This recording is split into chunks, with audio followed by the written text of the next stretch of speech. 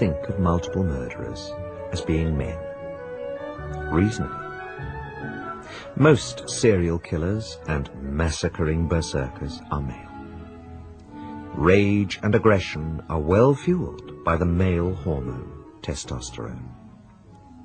Pacey feminist extremists, men and women do cluster at different points along an emotional continuum.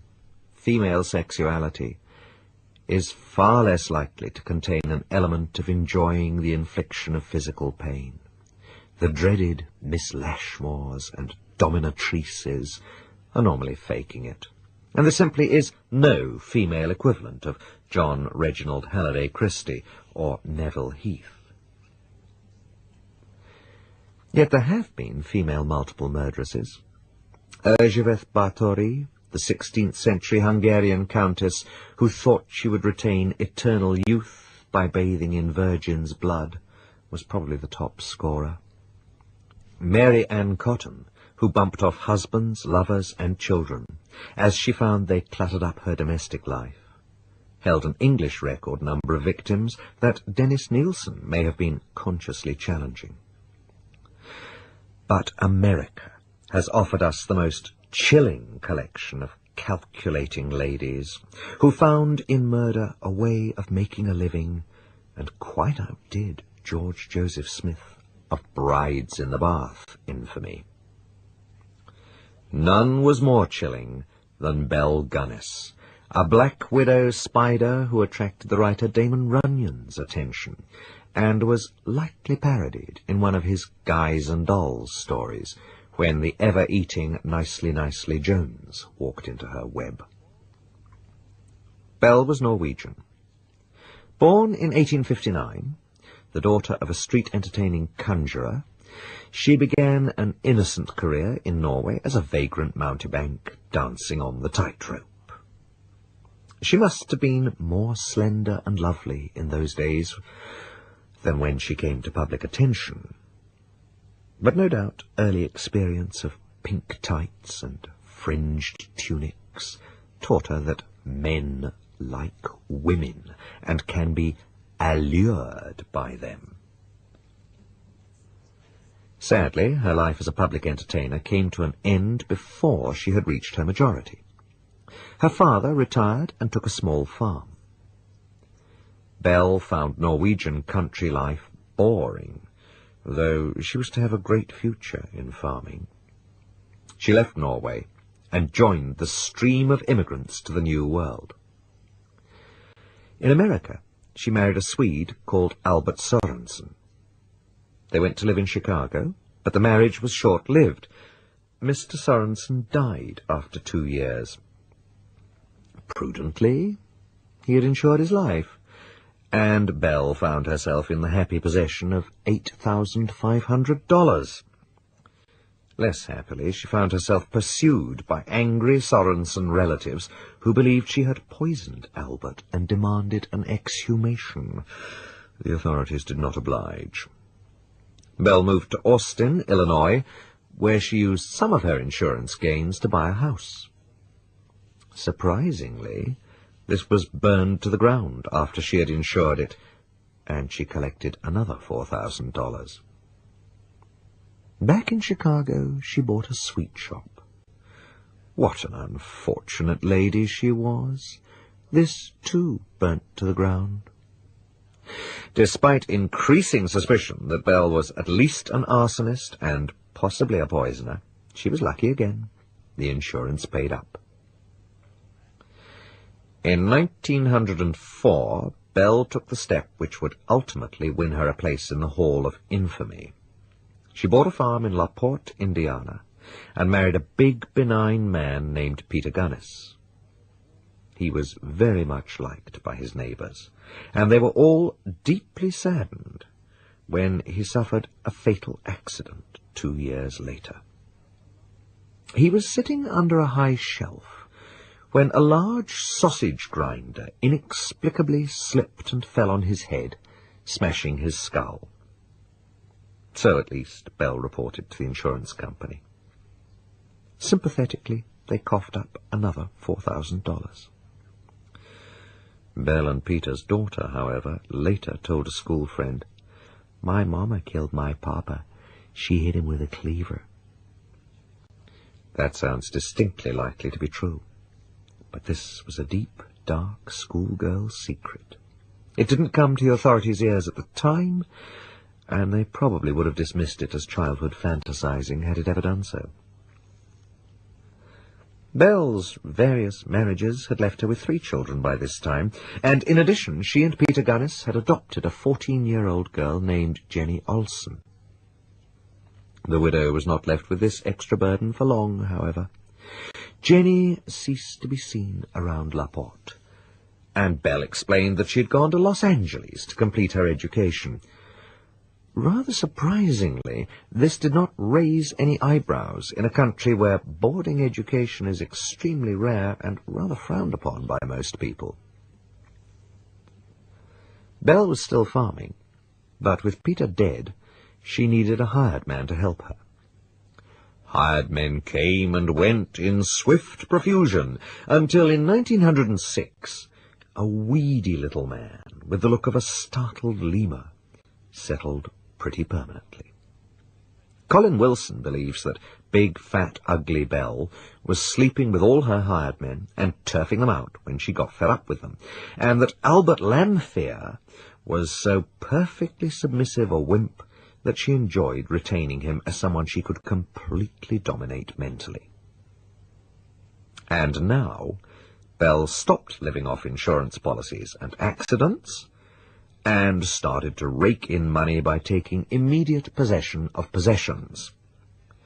She put a very forthright advertisement in a matrimonial journal.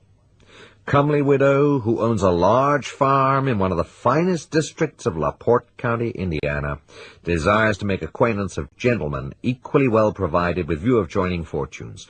No replies by letter considered unless sender is willing to follow answer with a personal visit.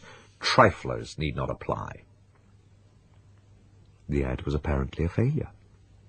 Belle did not lose her state of single blessedness, and for the next couple of years her offer, with various rewordings, appeared in several other matrimonial journals. A succession of men turned up, but none of them apparently suited. Given that Belle's weight was ever increasing, and she was turning the scales at 20 stone by 1908, and her harsh and battered peasant face might have brought her up against the Trade Descriptions Act had she called it comely today, the neighbours were not really surprised. But in January 1908 her luck seemed to have turned. Bachelor Andrew Hegeline from Aberdeen, South Dakota, was apparently determined that he would marry Belle. He drew $2,900 from his bank account through the agency of a local bank, and the same sum was swiftly transferred to the widow Gunness's account, and used in part to pay off some large and outstanding bills.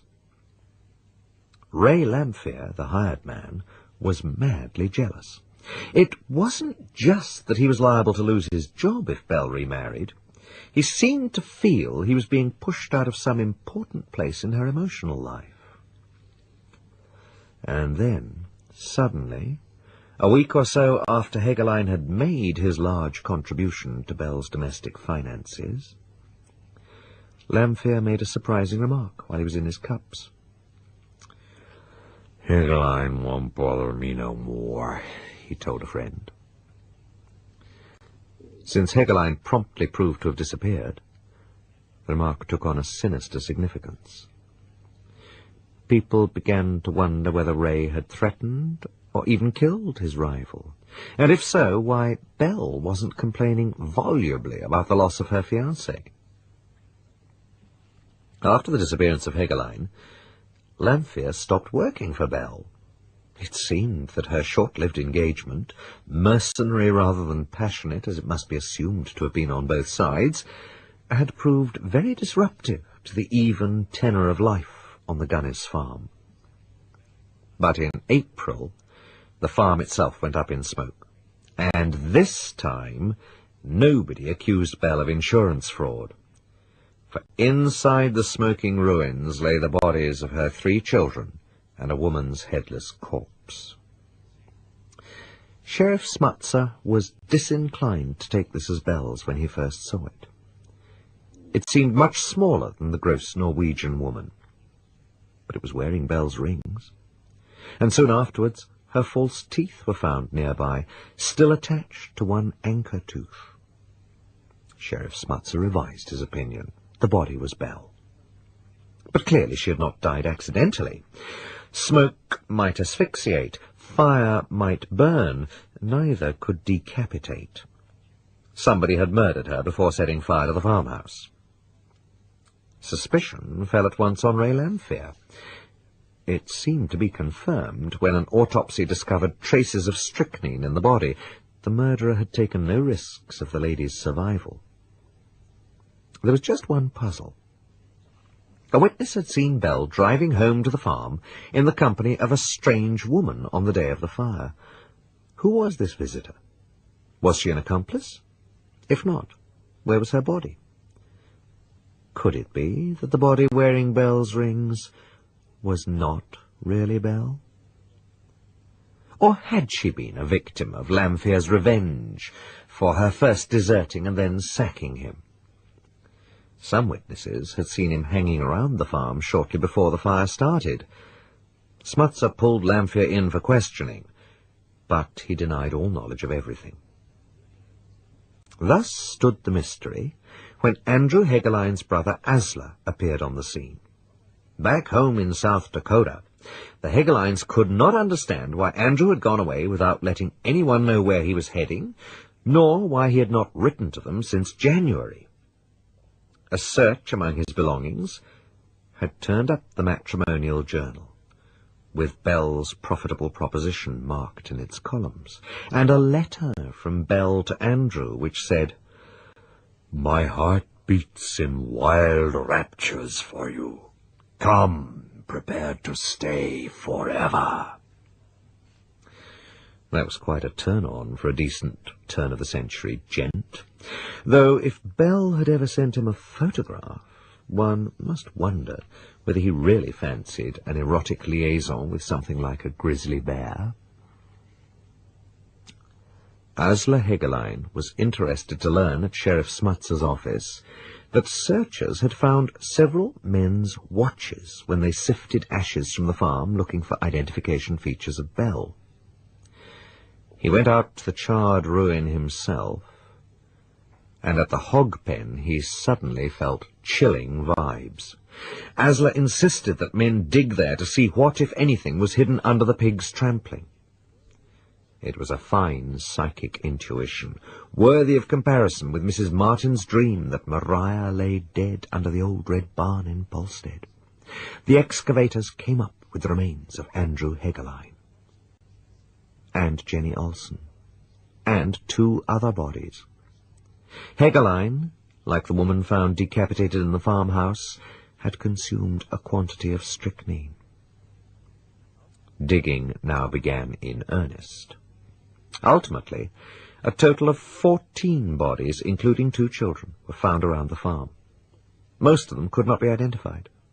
But one was certainly Thomas Lindboe of Chicago, a hired man who worked for Belle in 1905 before the coming of Ray Lamphere. Another was a Norwegian resident of Chicago named Olof Sverrenherud. Somewhat doubtfully, a third was identified as John Moe or Moo. A watch lying beside one badly decomposed body had been the property of Scandinavian Henry Gerhold, who people remembered had turned up hopefully at the farm to meet the comely widow with $1,500 in his pocket. None of the other victims were positively identified, including the one who'd presumably brought his 2 small children with him to share his fate. As can be seen from the names, Belle was most successful with men from her own Scandinavian background.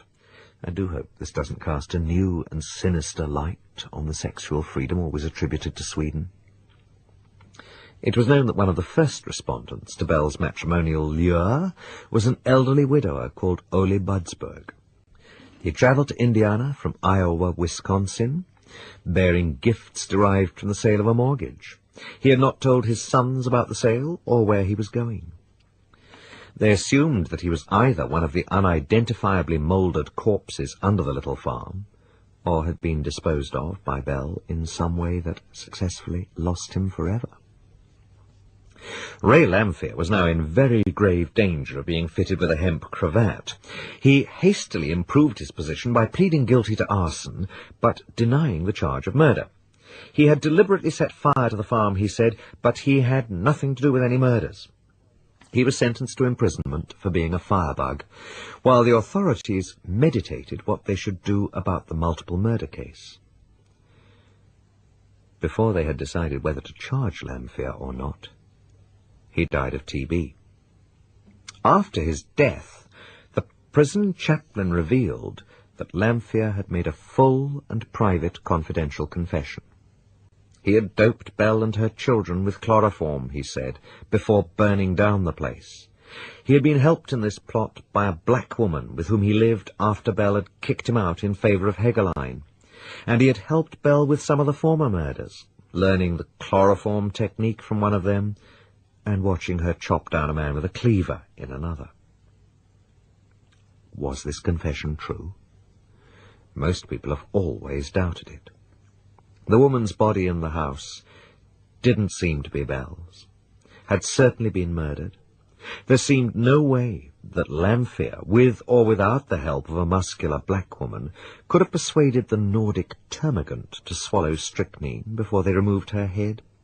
Far more probably, Belle and Lamphere jointly planned the disappearance as soon as they realized that his drunken remark about Hegeline was arousing suspicion. Belle had lured in the strange woman, and then thrown her own denture beside the decapitated body, on whose hands she had forced her own rings, trusting that the authorities would think she had died in the fire. And her head had rolled off, or been consumed. Lamphere probably intended to rejoin her later, only his imprisonment and death impeded him. And Belle herself? There's no evidence of anyone ever seeing her again. One American crime historian has asserted positively that she escaped and also spent some time in an asylum later in her life. I don't know what proof there is of that, but I'm certainly glad that in the course of nature, Belle Gunness must by now have been dead for a very long time.